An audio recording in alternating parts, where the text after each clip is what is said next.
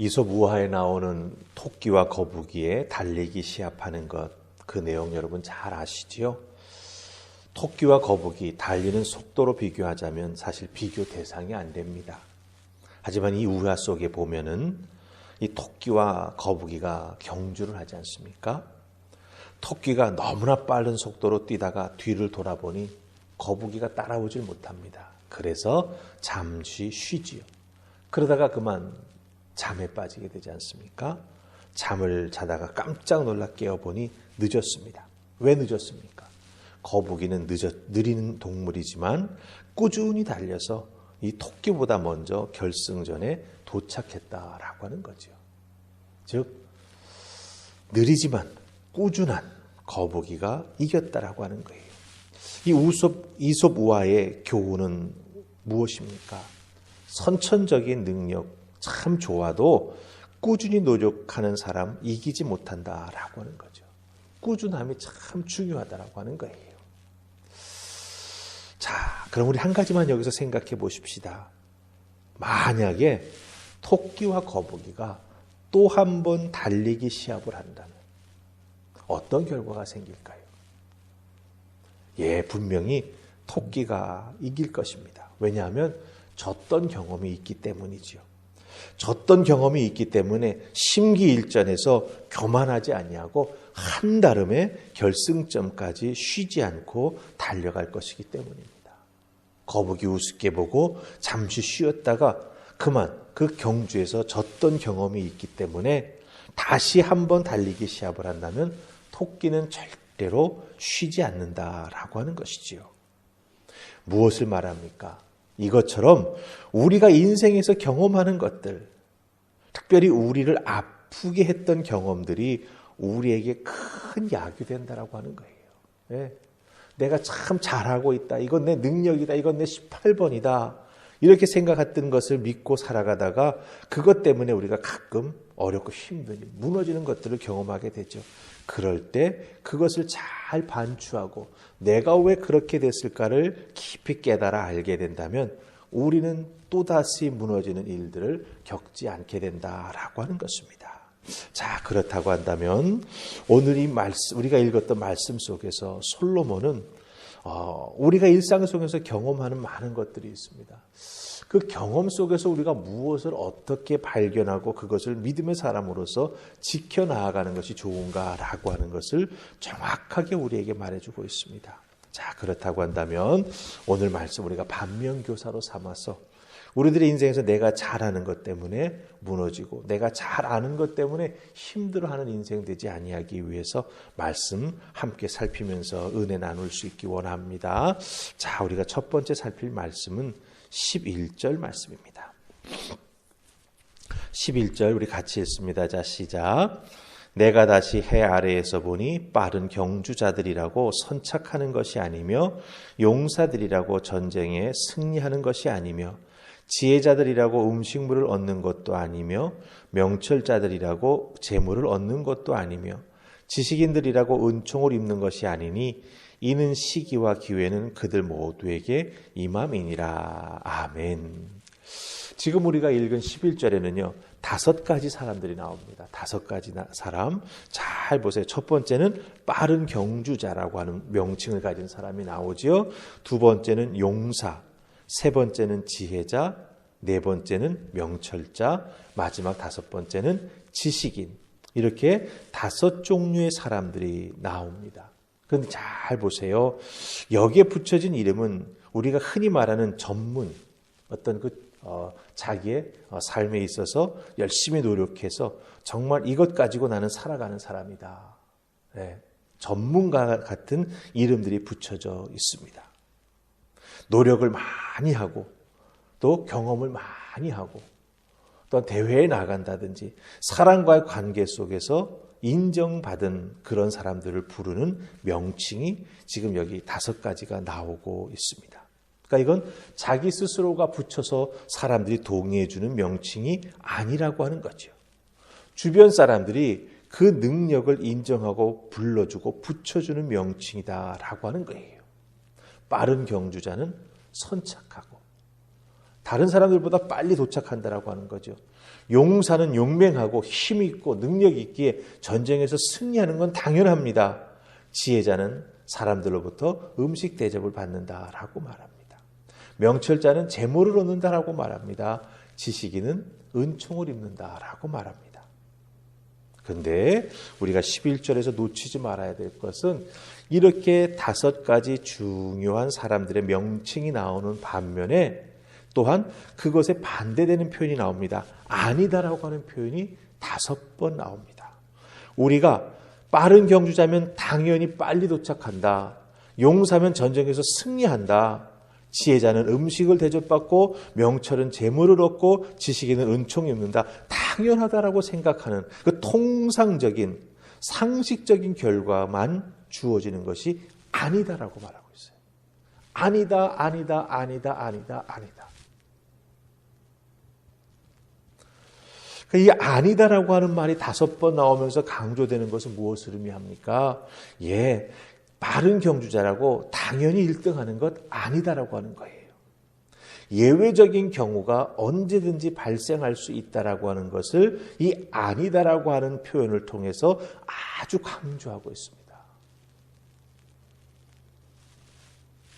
다 잘 될 것 같은 그런 능력을 겸비한 사람들이지 않습니까? 경험도 많은 사람들이지 않습니까? 그럼에도 불구하고 안 될 수 있는 예외적인 경우가 있다라고 하는 것을 아주 강조해 주고 있어요. 자, 그럼 왜 이렇게 안 될 수 있다라고 하는 예외적인 경우를 강조하는 것일까요? 솔로몬은 우리에게 전해주는 것 한 가지 분명한 게 있습니다. 무엇입니까? 인생은 정해진 대로 가는 것이 아니라고 하는 거예요. 인생은 그리 간단하지 않다라고 하는 겁니다. 하나님 앞에 지혜를 구하고 하나님께서 그 지혜의 은혜와 능력을 주셔서 한 나라를 잘 다스렸는데 그 다스림의 모든 과정을 보니 사람들은 자기가 배웠다고 자기가 뭔가 기술을 가서 갖추고 있다고 그 모든 것이 자기가 생각하는 결과대로 착착 이루어지는 것이 아니라고 하는 것을 발견한 거죠. 그렇기 때문에 인생은 그렇게 간단하지 않다라고 하는 거예요. 내가 한 만큼 내가 보답받는 것이 아닐 수 있다라고 하는 거예요. 우리를 당황케 만드는 아닌 경우가 생각보다 많이 일어난다라고 하는 겁니다. 통상적인 일들, 이렇게 했으니 이렇게 결과가 될 거야. 늘 이렇게 왔으니까 이런 일들이 내게 일어날 거야. 라고 생각했던 것들이 한순간에 뒤집히는 경우가 우리에게 너무나 자주 일어나고 있다라고 하는 거죠. 이런 불확실성, 이런 돌발 상황 앞에서 그럼 우리 믿는 자들은 도대체 어떻게 살아가야 되냐라고 하는 거죠. 왜? 하나님 믿는다고 우리들도 이 아니다라고 하는 그런 일들이 일어나지 않는 것이 아니라고 하는 거죠. 우리에게만 예외가 적용되는 것이 아니라고 하는 거예요. 하나님 앞에 만사형통을 위해서 우리가 그렇게 기도하지만, 그렇죠? 건강을 위해서 그렇게 매달리고 기도하지만, 가정을 위해서 그렇게 매달리고 기도하지만, 우리들의 삶을 살아가면서 경험하는 게 뭡니까? 언제 뭐가 어떻게 될지 모르는 상황을 우리가 많이 경험하게 된다라고 하는 거예요. 자, 그럼 믿는 우리도 예외가 아닌데 그렇다고 하면 이런 예외가 아닌 일들이 우리들의 인생에 찾아올 때 우리는 도대체 어떻게 해야 될까라고 하는 것이죠. 우리 9장 11절 말씀, 12절 말씀을 잘 읽으십시다. 우리가 여기서 좀 잘 이해해야 될 필요가 있어요. 자, 우리 12절, 결론으로 우리 12절 말씀 읽습니다. 자, 시작. 분명히 사람은 자기의 시기도 알지 못하나니 물고기들이 재난의 그물에 걸리고 새들이 올무에 걸림같이 인생들도 재앙의 날이 그들에게 호련히 임하면 거기에 걸리느니라. 아멘. 아닌 경우가 호련히 찾아온다라고 하는 거예요. 근데 그 시기를 우리가 알지 못하니, 그렇죠? 굉장히 어떤 면에서는 불안한 인생을 살아가고 있다라고 하는 겁니다. 하지만 이 말씀, 특별히 12절을 우리가 뒤집어 볼 필요가 있습니다. 왜요? 우리에게 일상적인 삶에서 주어지는 시간이라고 하는 건 우리가 통제할 수 있는 시간이 아니지 않습니까? 하지만 시간의 주인은 누구시죠? 하나님이십니다. 하나님에게 있어서는 하루가 천년 같고 천년이 하루 같습니다. 또한 하나님은 우리의 인생을 붙잡고 인도해 주십니다. 그렇기 때문에 이런 선 이해를 가지고 이 12절 말씀을 잘 들여다보아야 합니다. 왜냐하면 분명히 사람은 자기의 시기, 자기의 때 뭔가를 예측하거나 미리 알아챌 수가 없다라고 하는 거예요. 그런 상황 속에서 다른 사람과 경쟁에 이기려고 하고 성공하기 위해서 인생의 시간을 다 허비하는 그런 부분은 어리석다라고 하는 겁니다. 하나님께서 우리에게 믿음의 시간을 주시고 하나님께서 우리들의 삶의 한 주간의 삶 속에서 하나님을 예배할 수 있는 날들을 허락해 주시고 하나님께서 우리들의 삶을 살아가게 힘주시고 은혜 주셔서 주님을 위해서 일하고 봉사할 수 있는 또한 귀한 기회도 허락해 주신다라고 하는 거죠. 그런 것들을 우리가 종합적으로 살펴야 된다라고 하는 거예요. 내 시간, 내 생각, 내 뜻, 내 삶 이런 생각만 가지고 살아가다 보면 그 사람은 자기에게 어떤 일이 일어날지도 알지 못하면서 그런 생각만 하면서 거기에 모든 것을 다 쏟아붓게 되면 나중에 뭔가 이룬 것 같지만 왜? 11절에서 말하지 않습니까? 경주자가 된 것 같고 용사가 된 것 같고 지혜자가 된 것 같고 명철자가 된 것 같고 지식인이 된 것 같지만 아닌 경우가 너무나 많이 있다라고 하는 거예요. 그렇기 때문에 우리들에게 있어서 특별히 믿는 사람들에게 있어서 중요한 것은 무엇입니까? 걸려 넘어질 경우가 너무나 많은 우리들의 인생에 모든 것을 다 걸고 거기에 무언가를 이루기 위해서 주변을 돌아보지 아니하고 살피지 아니하고 꼭 붙잡고 정말 손잡고 나아가야 될 사람도 그 손 그냥 내버리고 자기 혼자 달려나아가는 것은 참으로 지혜롭지 못하다라고 하는 거예요. 그렇게 살아가도 내 뜻대로 다 안 된다라고 한다는 것입니다.